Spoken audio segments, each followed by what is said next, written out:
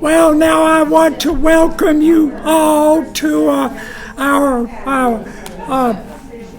lunchtime lecture of the Moravian Archives and Moravian Music Foundation. This time in flipping a coin, Nola Canals, director of the Moravian Music Foundation, said, "Tag, you're it. What are you going to talk about?" I hate to say it, but for several years I'd been looking forward to this. We'll get to the reason why. And yet it seems that people scratch their head over the title here. At church I was buttonholed several times, and one person said, why are you talking about that? That has nothing to do with the Moravian Church." We shall see. Half of you at least, I kind of figure, lived through this. And you're probably saying, well, it's old hat anyway, Richard. Why are you talking about it? The other half are scratching their heads saying, what are we talking about? Let us have a little introduction here, because you know that the Moravian Church, well, we're peace-loving. We even name our administrative center in North Carolina Salem. Okay, the New Jerusalem of heaven, yes, of course, but also the Hebrew word shalom, peace, peace. And we were delighted when we, Parliament of England, in 1749, gave us not only the good housekeeping seal of approval that we could hold services alongside the State Church of England, the Episcopal Church, as it's called in America today, but also that paying appropriate taxes, we are exempt from having to participate in warfare. However, for our topic for today, really it goes back a little bit further than that day. 75 years ago yesterday, as you saw on television and read in newspaper and so on and so forth. Let's have a little word from the Bishop J. Kenneth Fole, that in Germany there is a new chancellor. Adolf Hitler has voiced his policy of extreme nationalism. Germany for the Germans. And has suited action to his words. But in England, France, Japan, and even in our own United States, the policies pursued have indicated that the spirit of nationalism, it was rising, and nations were thinking first of self. The idealism of 2 decades ago has disappeared. Selfish interests are being given precedence. Look out for number one, has been the motive which has determined national policy, and this is that which has wrecked not only the League of Nations, but economic and disarmament conferences. 1933. We had ample warning. Our Bishop J. Kenneth Fole even told us in 1935, the Japanese are on the rise. And so we were surprised, shocked, saddened, and angry when it happened. The surprise attack on Pearl Harbor by the Japanese. And as you know, the next day, Monday, December the 8th, President Franklin Delano Roosevelt addressed Congress declaring that yesterday, November 7th, a day that will live in infamy. Mr. Vice President, Mr. Speaker, members of the Senate, of the House of Representatives, yesterday, December 7th, 1941, a date which will live in infamy. The United States of America was suddenly and deliberately attacked by naval and air forces of the Empire of Japan. And we declared war. But that day itself, let's look at that day itself in peaceful Salem. I kind of like this picture here. There is Memorial Hall back behind the inspector's house, which is supposed to be bulldozed, so there'll be a nice view from Memorial Hall out to Salem Square. That's a different story. In the peace of that morning, December 7th, we have over on the table the church bulletin for that day. Absolutely no indication of what was going on the far side of the world.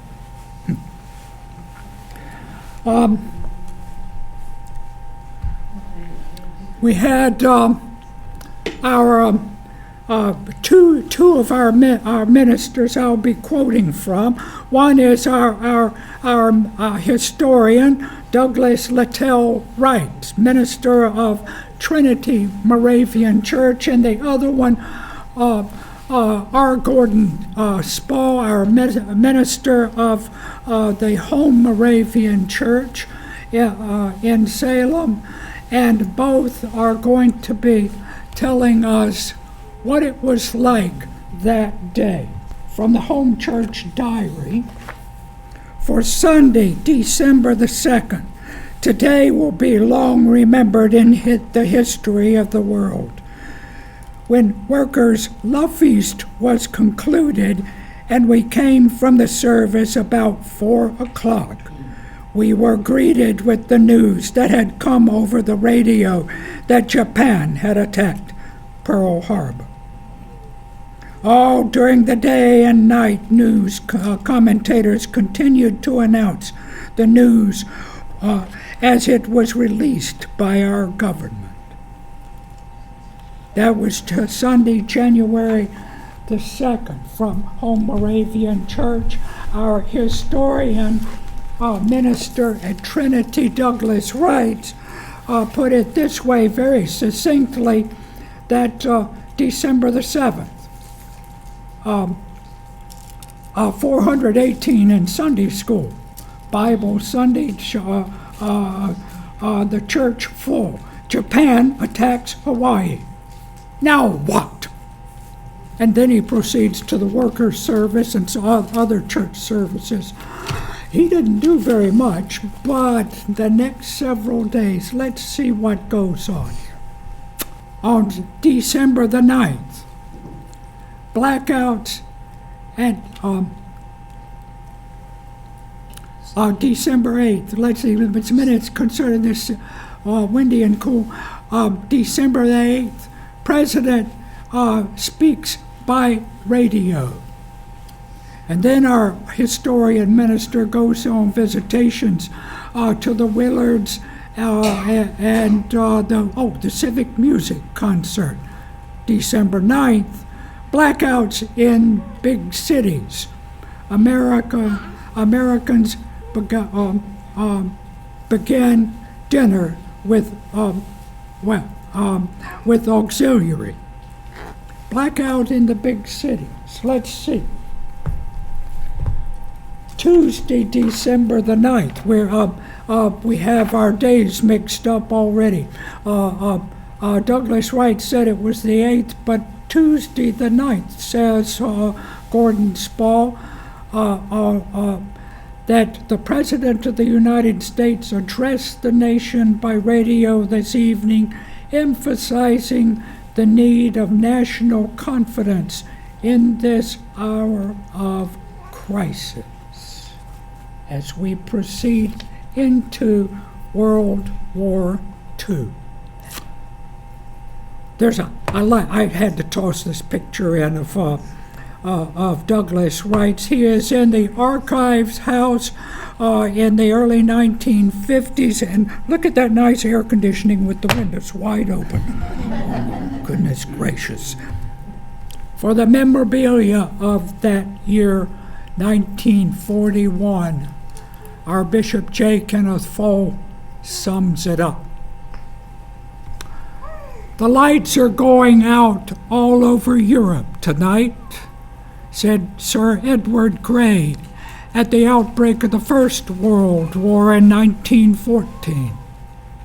We who write the record in 1941, as the eventful year comes to its close, must widen the scope of the darkness which World War II has brought, and say the lights are going out all over the earth. And thus began 4 years of warfare for America. Remember, Europe had already had 3 years of warfare. This was, the memorabilia was printed in the January issue, January 1942 issue of the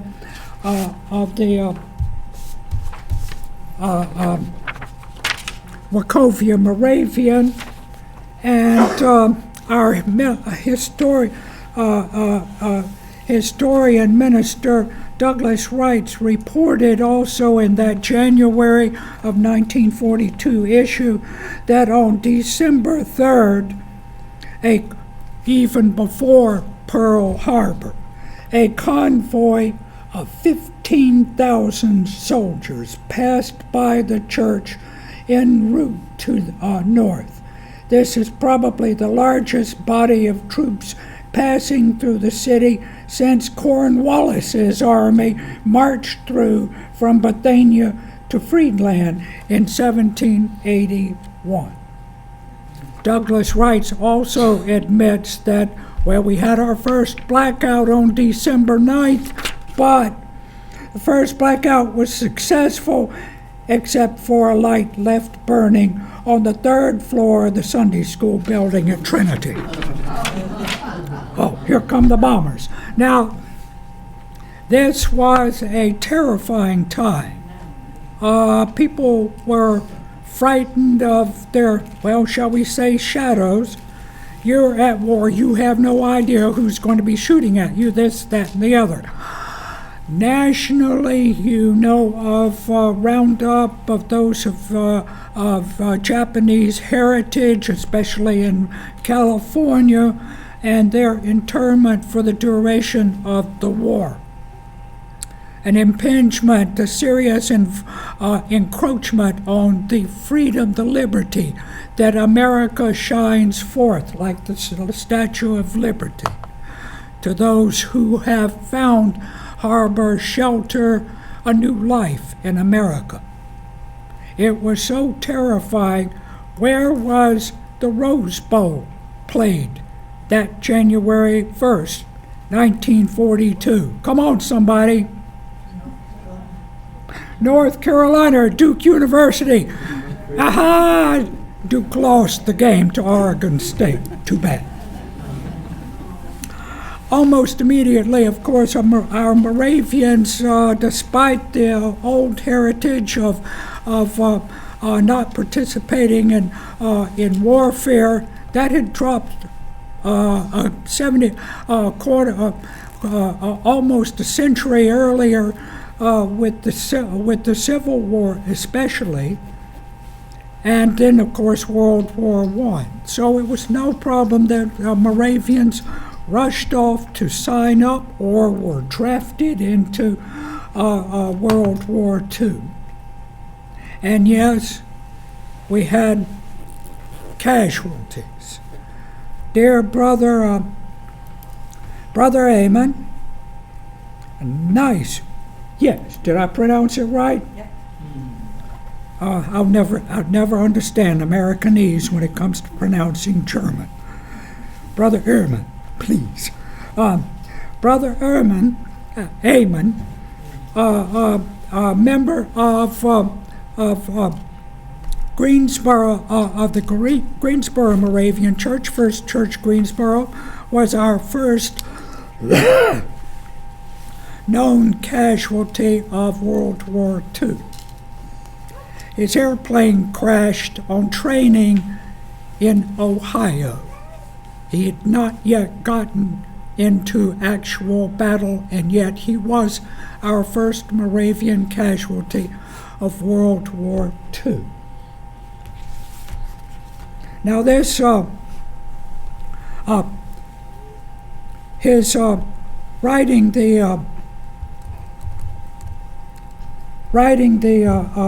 this sort of obituary, George G. Higgins did comment that unless this war speedily ends, this will be but the beginning of sorrows. Ending the first paragraph there, the paragraph just above, paragraphs just above, one never forgets the look on the face of one mother who has lost a son. Now this was the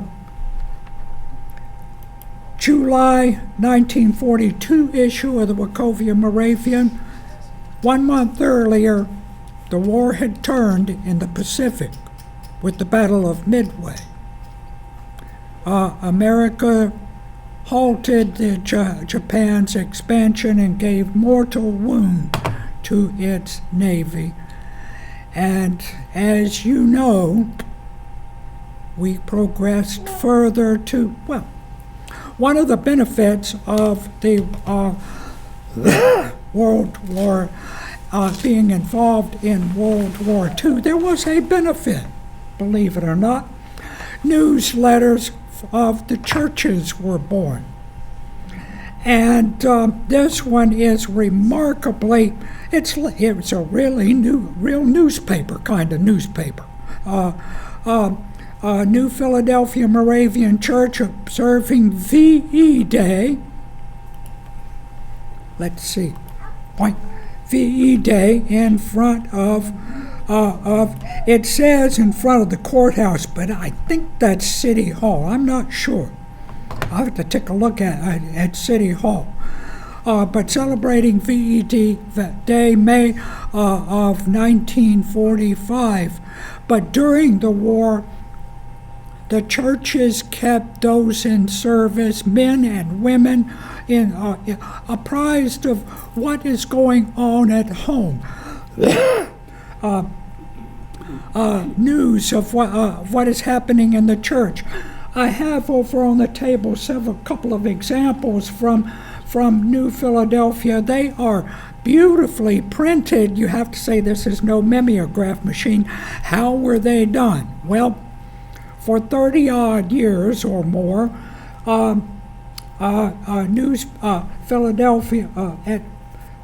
New Philadelphia's Roy Ray was production manager of the Winston-Salem Journal-Sentinel. He made sure you got your newspaper. And son of a gun, the New Philadelphia newsletters look as if they were printed at the Journal-Sentinel. Now, I don't know whether any other church in the city of Winston-Salem can claim to have such a beautiful production of the news of what's going on. And so we go progress to something a little bit interesting.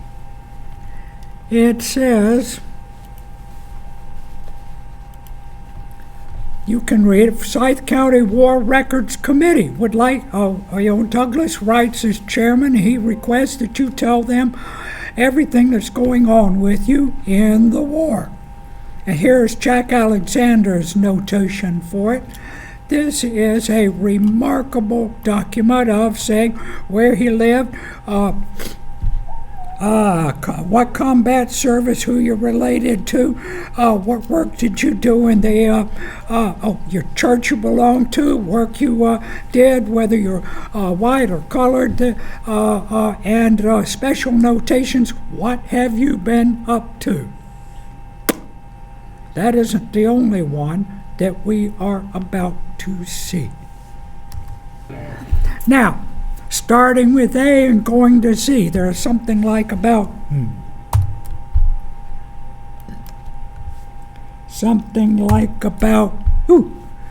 about 2,500 of these. This is a treasure trove of Forsyth County in World War II. Let's take a look at a few of them.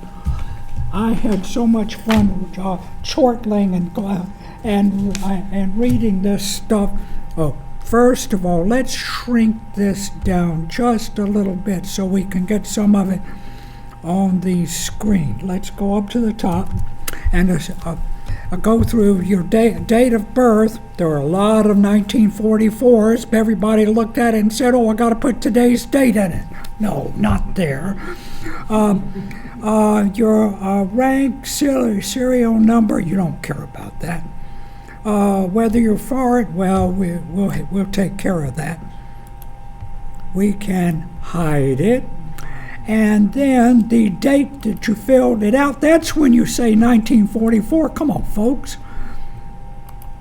There we go. We've got it mostly so that we can see. Oh, let's get rid of where we enlisted. That was interesting too, wading through that. There, we're getting close to being able to see. And I'm going to eliminate date of birth.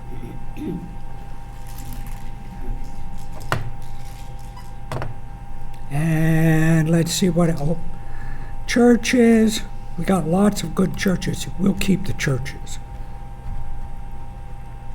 Now let's see. I'm going to eliminate. Let's take off this. Because frankly, a lot of them say, there we go. We start having all sorts of good commentary here. Let's see.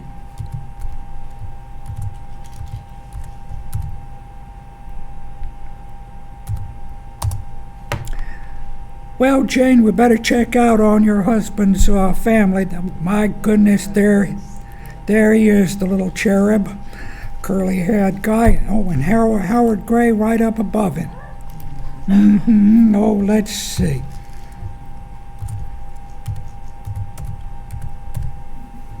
We just could find all sorts of weird, strange people like son of a gun. There's Paul Canals. Out there in New Guinea, it says. New Guinea, Leyte, Luzon. He's over there in the Philippines. I bumped across this one. Oh, one of my cousins here. Sorry about that.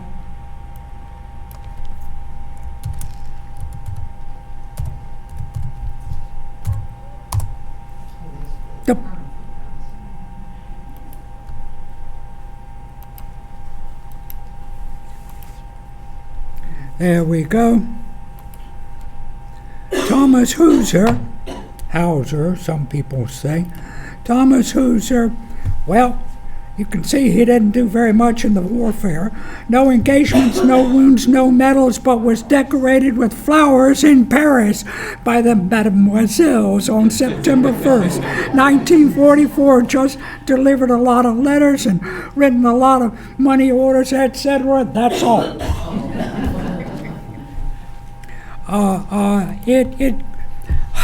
It is amazing that these soldiers, men and women in the armed forces, it is amazing their spirit of elan. I guess when you go out to get yourself shot at and maybe blown up and not know it, and you take it as, well, Shakespeare put it, we happy few, we band of brothers. Shakespeare put it, but let's look for another one here. I had to start, should have started off reading this one. W. Where's W in here? Here we go. John B. Brown. Oh, going through this, the number one employer in Forsyth County is, yes, indeed, of course, John Brown. African heritage, good conduct medal expert, marksman in shooting, dear Reverend writes, Dear Reverend writes, I have recently received a form of service of World War II that has been requested by you to fill in with necessary information concerning the record of service. Enclosed herewith is the form I received from your headquarters, furnishing you with all information of this date, and I am truly grateful that I can be of this service to you and to the Forsyth County War Records Committee. Anytime I can be of service to you, please address me as above. Let's see.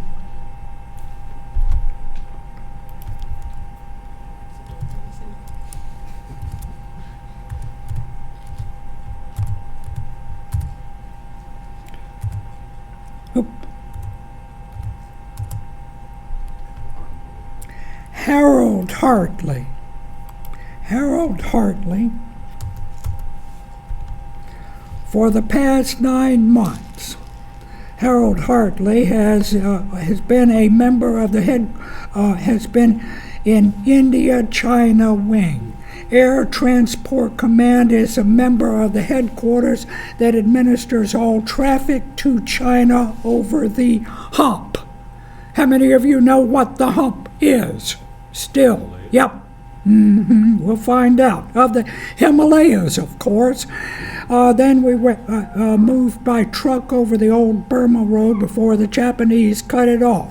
As a member of this organization, Corporal Hartley wears a presidential citation ribbon as a symbol of the honor conferred upon the organization by the President of the United States for its accomplishments in tremendous task of supplying American and Chinese fighting units by air. Our ally in the last big war, China. Let us hope we don't forget our friendship with our ally.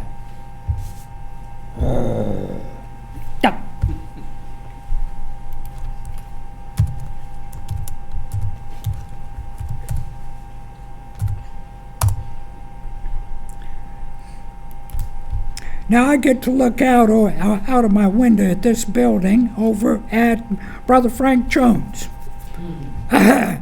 Yeah, well, newspaper photography, you better believe it.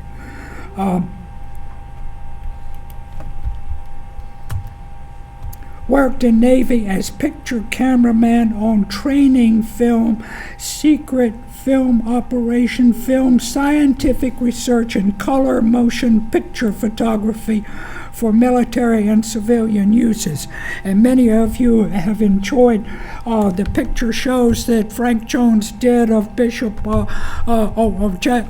J. Hughes, well before he was bishop, of his visitation to Nicaragua. Wonderful photography that he did for the Moravian Church and the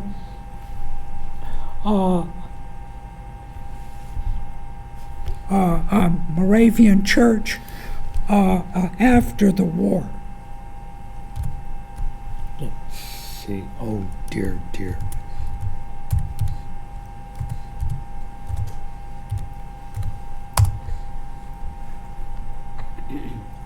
Okay. Bynum Johnston at least he comes out and confesses immediately. I want a discharge. Well, after four Bronze Stars in the Philippines, liberation, and Medal with the Stars, I should think maybe he should deserve going home. Another one says, what happened to rotation? Please? Let's see. Two more.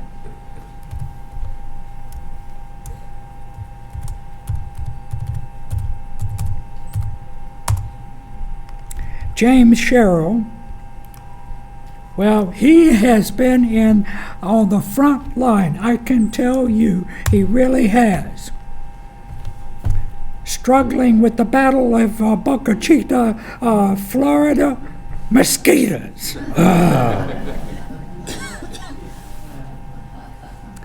And let's go up one more to, here I just stumbled on this one. My eye was caught here. I was with the famous 42nd Rainbow Infantry Division as medic, aid man and litter heaver, fought in Marseille, France, to within 40 miles of Berlin. I have 3 battle stars, a Bronze Star for meritorious service. I have been assigned to stay in Austria for the Army of Occupation. Now one last one.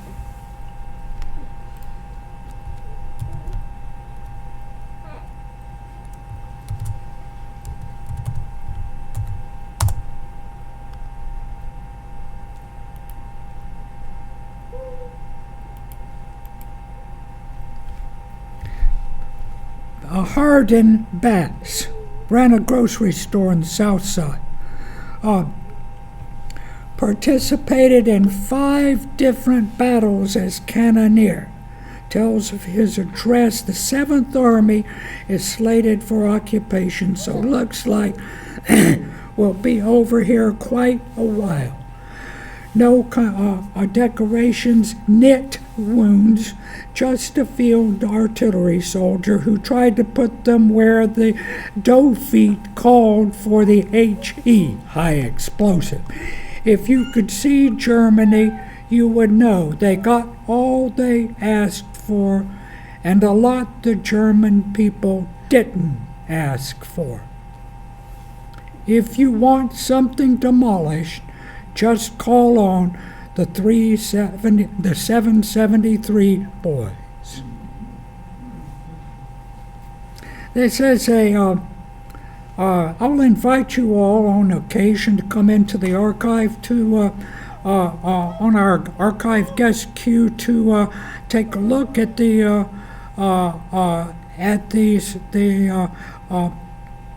World War II service records of those who filled them out from Forsyth County and sent them, or especially Winston-Salem, and sent them back in to Douglas Wright, who was the chairman of that committee, and who then deposited it after the war, deposited all those records at the archive, safe and sound, where they languished until some poor, unfortunate 17-year-old said, "You want me to type all that in?" And I said, "Yes, Victoria, get to work." And so we have to have 2 to thank, Douglas Wright and Victoria Starbuck. Thank you very much. Well, last item. How many are there? More than 5,000 you saw. 5,000? Records. Unfortunately, every time there was a transition, for example, this one here, that one there that you see, every time Victoria hit the return button, in Microsoft Word, which has been transformed into Microsoft Excel. The Microsoft Excel put in yet another row in the list. So it's more than 5,000 if you take out the 200 that are just additions here to David Clay's writing. So it's about 5,000.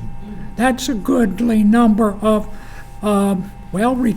telling what they did in the war and how they did it and so on and so forth.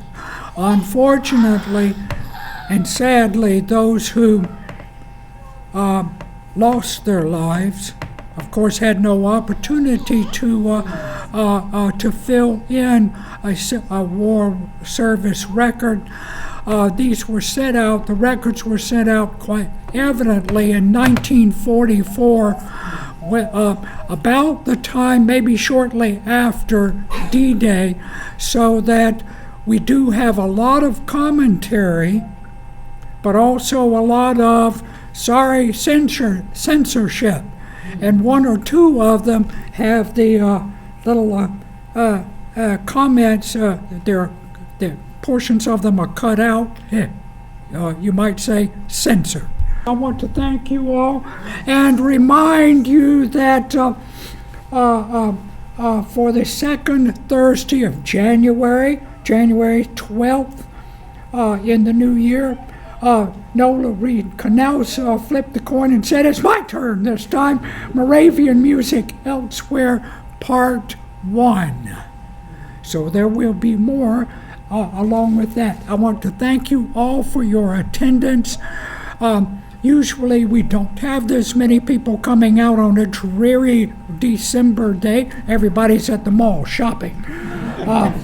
But I'm glad you have been introduced to Douglas Wright's carefully